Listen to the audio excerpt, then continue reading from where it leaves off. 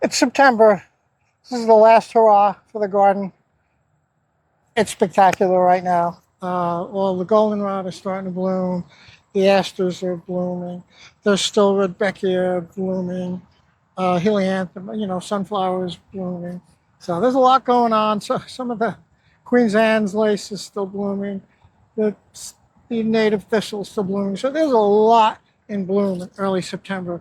And the daylight is a little less strong. The sun is at a lower altitude, so everything even looks nicer. Lots of pollinators. This stuff is all important for them. Black swallowtails feeding today. Monarchs on their way south. They need this nectar. Right now, the monarchs just need nectar. They got to get down to Mexico. Other than this garden, there's not a lot for them to eat here. So anyway, we'll take a look at what's in bloom in September. This will probably be the last big video of a lot of different flowers. October, it really starts to wind down. But October is pretty too. And then you have all your seed heads and stuff. The aster seed heads are just beautiful. So anyway, we'll take a look. And thanks for being here. Please check out the channel. If you like this kind of stuff, please subscribe because I do a lot of it, doing more and more. I think the quality is getting a little better. I'm trying. And let's see what we see.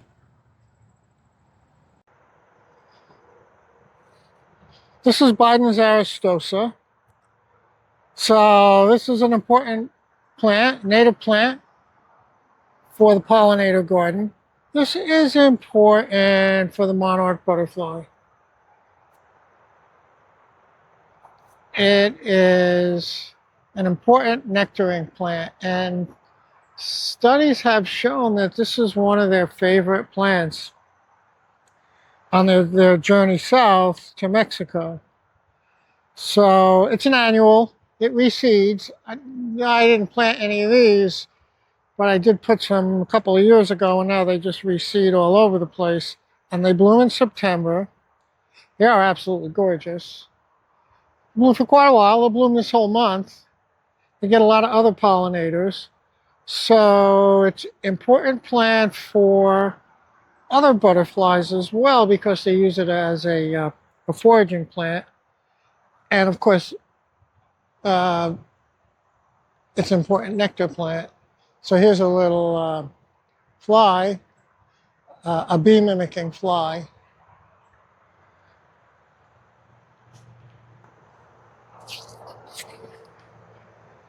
Get a better picture of it.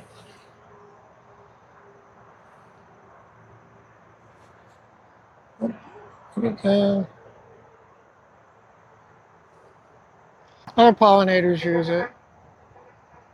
Bees, wasps, beetles, everybody who's looking for nectar will be on this plant. So it's really pretty. One disadvantage is the deer like it, and the deer will eat it. I do protect these with deer repellent. So the original seeds I got here in this park maybe 10, 12 years ago, this used to grow all over the place before the deer population got completely out of control. And they have pretty much wiped out all of these in the wild areas that are not protected. So if you have a deer problem, make sure you protect it because they will eat it. And the problem is they just eat the new growth and the buds, but it's a reseeding annual. So if there's no flowers because they've eaten all the buds, then you're not going to have any seeds. You don't have any seeds, you're not going to have a crop for next year. So do protect it from the deer. Very pretty plant. Biden's aristosa. I highly recommend it for your garden. I have it all over my garden at home. It's a really good plant. Well, here is our first woolly bear. This is a white one. I think it'll change color. I'm not really sure. I'll have to look that up. But he's out of Biden's aristosa. Wow, Look at this Canada goldenrod, Solidago canadensis. It's not quite in bloom yet, but even in bud like this, it is beautiful. This is early September. The weather is cool. It's nice. This is such an important plant for late pollinators, for monarch butterflies heading south. This is a really nice plant. It's not a great garden plant, honestly. It spreads like crazy. You know, you'll be pulling it out all the time. But it's a good plant for a garden like this, a reclaimed area, an area that was all invasive species, and they were cleaned out. And this solidagos, these goldenrod, were allowed to bloom. I didn't plant these. There were some here in the garden. Look at them now. And these will be beautiful for the next month. Yeah. There's still some Triloba Rudbeckia here, which adds to the beauty. And the purple asters all around them will be blooming soon. So you can see all this traffic. This is a busy park. You know, we're 4 miles from the George Washington Bridge. It's a very urban area, and yet here I've created this beautiful garden, just, of course, with permission from the county park. But you could go to your county park or public park and say, can I start a small garden? This started out very small, 10 feet by 15 feet. And now it's on its way to be 12,000 square feet by the end of this season. So Canada goldenrod definitely has its place. Just beautiful. The deer don't eat it, the rabbits don't eat it. It's a great plant for this kind of situation. There are many wonderful goldenrods for the garden, and I'm going to talk about some of them. But this is really pretty right now. Now here's some Canada goldenrod, Solidago canadensis. It's a little more in bloom. You can see how pretty it is. So this is just a great plant for a mini meadow or, you know, an open area. A lot of pollinators. I just had a monarch over here.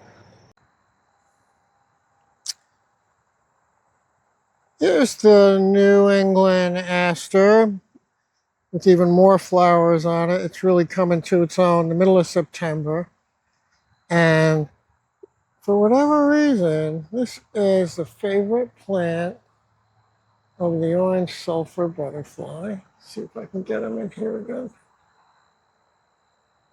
So that's a native butterfly to northern New Jersey. Very pretty.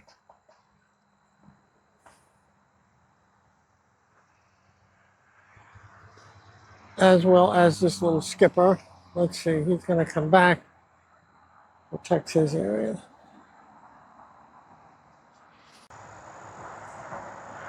Here's some more New England aster that just grew here. I did not plant any of these New England aster, I have them all over.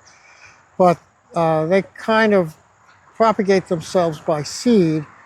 So you get different colors, you know. So look at this one is a light lavender, very pretty. And the one right behind it is a much darker purple. So when you grow New England aster from seed, or you let them reseed themselves and just grow, you never actually know what colors you're going to get. They're just starting to bloom. Last year we had a couple that were quite pink. So you never really know. Here's a little skipper. Sachem. Very pretty. Lots of butterflies like this plant. If there were some monarchs coming through today, they would be here too. They like this. New England aster. Eupatorium serotinum. This is late boneset. So this is a great plant for the fall pollinator garden. It's beautiful. It's full of pollinators. It's really drought tolerant. The deer don't eat it. The rabbits don't eat it. It's about 4 feet tall. They can get a little taller than that. It would make a good garden plant. People don't grow this because they see it along the side of the road. It looks kind of weedy. It's really not.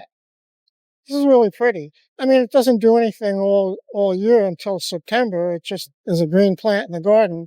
But then it really performs come September and October. The monarch butterflies absolutely depend on plants like this on their migration south.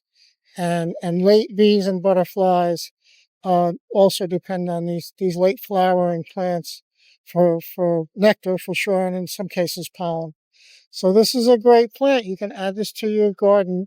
Eupatorium seritinum, seritinum, some people say. Late boneset, a great plant for the garden in September. You know what else I didn't mention about this plant is that it's so fragrant. So if you had this plant in your garden, just brushing up against it or not even, just coming close to it while it's in full bloom, you get this beautiful perfume. That's another positive for this plant, for late boneset. Lots of pretty little flowers. Honeybee, a bumblebee. Pollinators love this.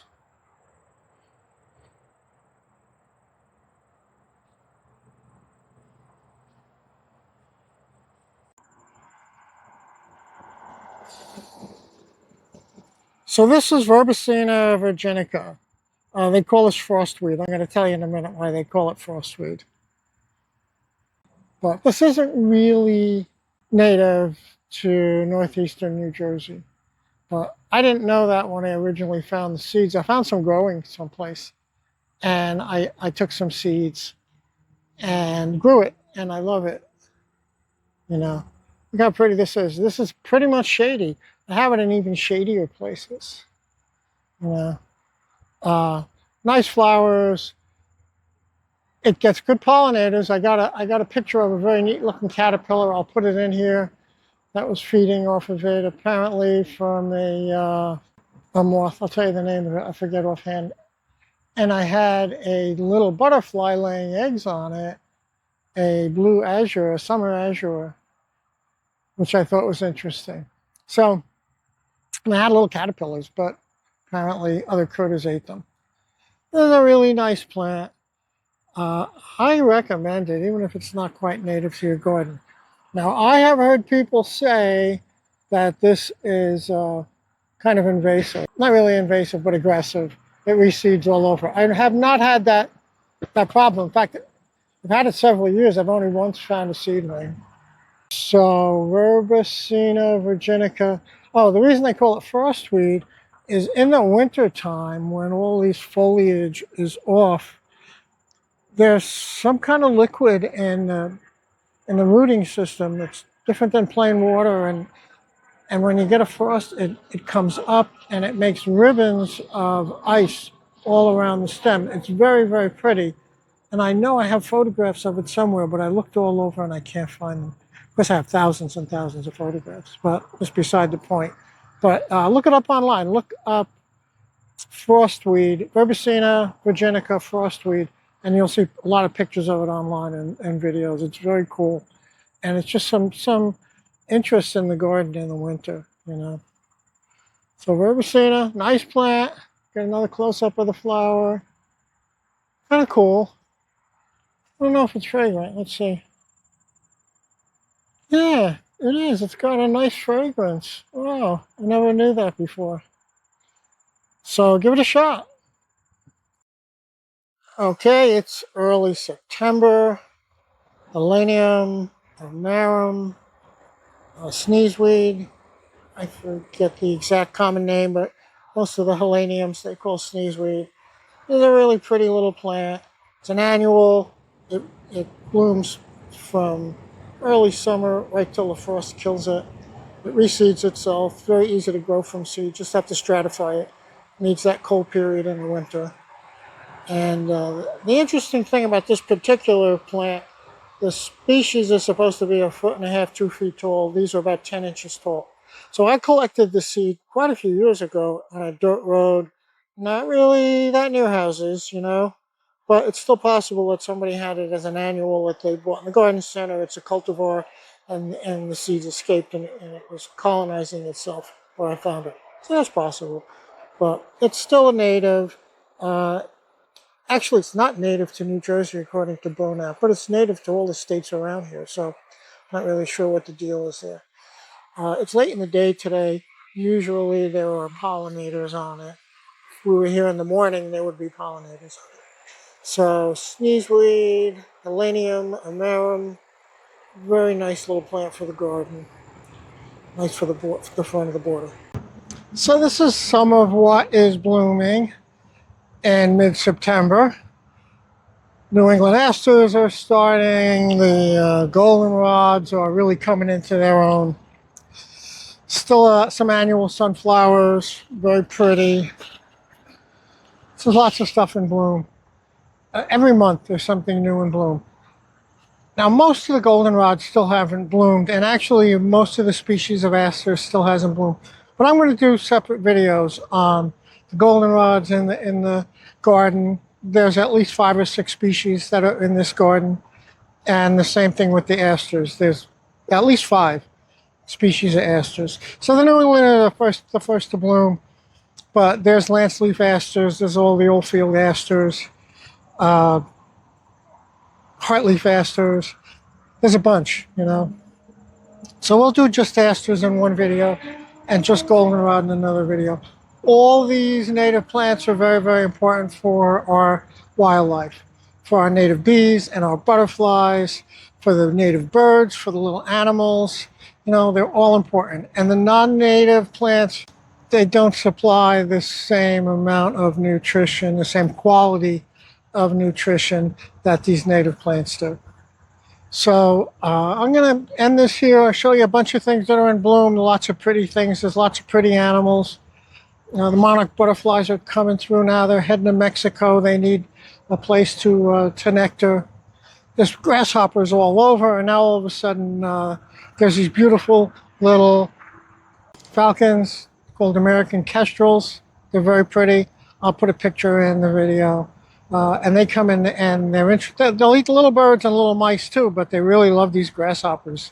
So grow some native plants, get out there, get some sunshine. The weather is just spectacular. It is just so beautiful. And, you know, it's good for you. It's good for your, it's good for your mind. It's good for your brain. It's good for your body. So, and, you know, if you like these videos, you know, please subscribe.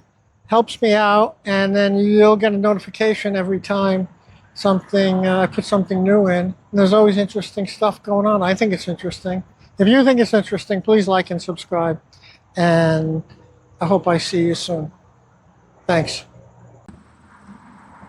This is a yellow garden spider. This big spider. She's 2.5, 3 inches long, easily. Very, very pretty. I saw little ones in the garden, and apparently at least one of them grew up big. And she has a little nest down here as a critter wrapped up. She will lay eggs. Hopefully she'll stay here and a predator doesn't get her, and I can keep an eye on her. Very pretty spider. So this is something that you see in a pollinator garden, in a native plant garden. You don't see it any place around here anymore. I don't ever see these anymore. It's really sad. But here, this over 10,000 square feet of native plants, and there's all kinds of critters and insects and native spiders like this. It's actually an arachnid, not an insect technically, but. It's a very windy day, like, I don't know, it's so windy day after day. But she's hanging in there. She is just gorgeous. I love her. Yellow garden spider.